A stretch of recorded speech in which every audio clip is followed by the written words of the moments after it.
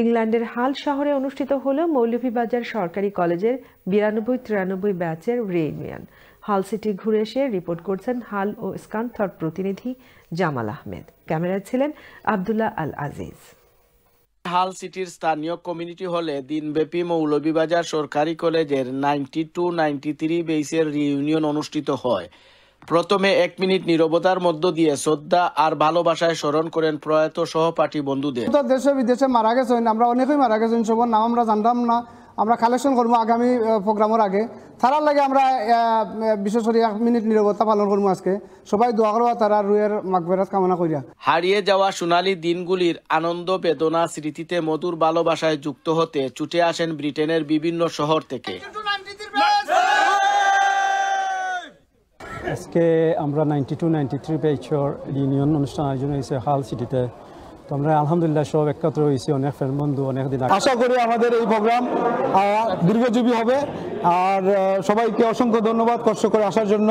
বিশেষ করে সাম্মি, রাধা, রূপম, জামান, রুমান যারা করছেন কষ্ট করিয়া কায়েরও কষ্ট করিয়া দূর থেকে আইছেন।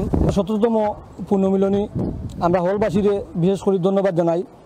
আমার বন্ধু রাধা, সাম্মি, রূপম, আমরা আরো বন্ধু অসুস্থ তাই থাকলে আজকে প্রোগ্রামে থাকলাম। আমরা বন্ধু শরীফ বন্ধুদের আগমনে আমি অনেক আনন্দিত। সবাই আসার জন্য, কষ্ট করে আসার জন্য, এই অনুষ্ঠানকে সার্থক করার জন্য ধন্যবাদ। 93 ব্যাচের আজকের এই প্রোগ্রাম আমরা 17তম প্রোগ্রাম। সো আমরা 17 বছর ধরে এই প্রোগ্রাম করিয়া আইলাম। ইনশাআল্লাহ নেক্সট ইয়ার আমরা আশা করতাম চেলটেনাম প্রোগ্রাম করবো। অনেক মজাদার খাবারও আমরা খেয়েছি।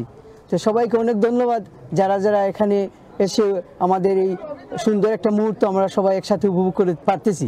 এছাড়া দিনব্যাপী এই অনুষ্ঠানে ছিল কবিতা, গান, আড্ডার মধ্য দিয়ে বিতি চৌধুরী মাতিয়ে তুলেন সিলেটের হাসন রাজার বাউল গানে। হাল সিটিতে এরকম আয়োজন প্রতি বছর ব্রিটেনের কোনো না কোনো শহরে অব্যাহত থাকবে। হল হাম্বার সাইড থেকে Jamal Ahmed, channel S news.